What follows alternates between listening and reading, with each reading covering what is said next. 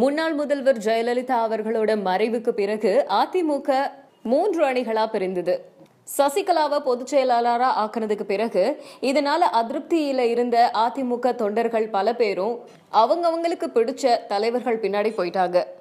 அப்படி இருக்கும்போது பன்னீர்செல்வம் அவருக்கு ஆதரவா சில அமைச்சர்களோ, டிடிவி தினகரன், சசிகலா இவங்களுக்கு ஆதரவா சில அமைச்சர்களும், இதுக்கு நடுவுல ஜெயலலிதா அவர்களோட அண்ணன் மகளான தீபா ஒரு கட்சி ஆரம்பிச்சு அவங்களும் ஒரு பிரிவினரா நிக்கிறாங்க.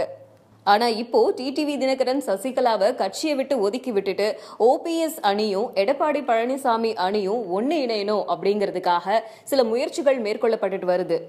ஆனா இந்த நிலையில சசிகலாவோட விசுவாசியா தம்பிதுரை செயல்படுறாரு அப்படின்னு முன்னாள் அமைச்சர் KP முனுசாமி சொல்லியிருக்காரு. தர்மபுரி கரியமங்கலத்துல அதிமுக புரட்சி தலைவி அம்மா அணி சார்பில் தண்ணீர் பந்தல் திறப்பு விழா ஒண்ணு நடந்துச்சு. இதுல முன்னாள் அமைச்சரும் ஓபிஎஸ் ஆதரவாளருமான KP முனுசாமி கலந்துகிட்டாரு. செய்தியாளர்களை சந்திச்சு பேசின அவரு, அதிமுகவோட சட்டத்திட்டங்கள் எல்லாமே தெரிஞ்சும் தம்பிதுரை உண்மையை மறைச்சு சசிகலாவுக்கு விசுவாசமா செயல்படுறாரு. ஜெயலலிதா மேல விசுவாசம் இருக்கிறவர் மாதிரி காட்டிக்கிட்டாலும் அவர் சசிகலாவுக்கு தான் உண்மையான விசுவாசியா இருக்காரு அப்படின்னும், சசிகலா மேலையும் குடும்பத்தினர் மேலையும் இருக்கிற விசுவாசத்தால அதிமுகவோட சட்டத்திட்டங்களை திருத்தி சசிகலாவை பொதுச் செயலாளரா தேர்ந்தெடுத்தாங்க.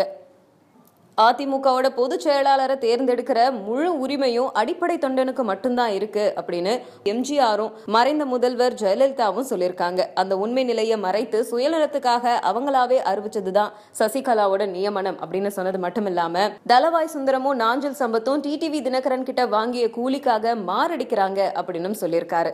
சசிகலா டிடிவி தினகரனை கட்சியிலிருந்து நீக்கணும், அது மட்டும் இல்லாம மதிமுகவில இருந்து அரசியல் அபலையா வெளியேறிய நாஞ்சில் சம்பத்துக்கு ஆதரவு கொடுத்தவங்களே ஜெயலலிதா அவர்கள் தான். பிரச்சாரத்துக்கு இனோவா கார் கொடுத்தாங்க.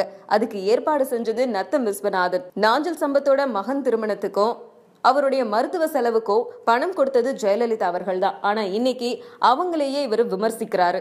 இந்த மாதிரி தளவாய் சுந்தரமும் நாஞ்சில் சம்பத்தும் டிடிவி தினகரன் கிட்ட வாங்கின கூலிக்காக மாரடிக்கிறாங்க அப்படின்னு சொல்லியிருக்காரு. இந்த மாதிரி பன்னீர்செல்வம் அணியும் எடப்பாடி பழனிசாமி அணியும் மாறி மாறி குற்றம் சாட்டிக்கிறத பார்த்தா இவங்க இப்போதைக்கு இணையற மாதிரி எந்த ஒரு அறிகுறியும் தெரியல. உலகமெங்கும் பரவி இருக்கும் தமிழ் நெஞ்சங்களே, உங்கள் பகுதிகளில் நடக்கும் நிகழ்வுகள், போராட்டங்கள், பிரச்சனைகள், அதிகாரிகளின் அலட்சியத்தால் புறக்கணிக்கப்பட்டுள்ள திட்டங்கள், லஞ்ச புகார்கள் மற்றும் சமூக அவலங்களை இந்த உலகிற்கு வெளிச்சம் போட்டு காட்ட விரும்புகிறீர்களா? உங்கள் செல்போன் மூலமோ அல்லது தங்களிடம் இருக்கும் கேமரா மூலமாகவோ பிரச்சனைகளை வீடியோவாக பதிவு செய்து எங்களுக்கு அனுப்புங்கள். உங்கள் பகுதி பிரச்சனைகளை உலகுக்கு வெளிச்சப்படுத்தி அப்பிரச்சனைகள் நீங்க வழி செய்வதுடன் உங்களுக்குரிய சன்மானத்தையும் வழங்குகிறோம். மேடம் இறந்த அந்த காலகட்டம் ஒரு அசாதாரண சூழ்நிலை. அது அந்த அசாதாரண சூழ்நிலையை பற்றி எல்லாரும் பேசுகிற மாதிரி தான் சினிமாவில் இருக்கிறவங்களும் பேசியிருக்காங்கன்னு தான் நான் பார்க்குறேன். ஒரு லாயர் கருத்து சொல்லலாம், டீச்சர் கருத்து சொல்லலாம், ஜேர்னலிஸ்ட் கருத்து சொல்லலாம், டாக்டர்ஸ் கருத்து சொல்லலாம், ஒரு ஆக்டர் கருத்து சொல்லக்கூடாதா?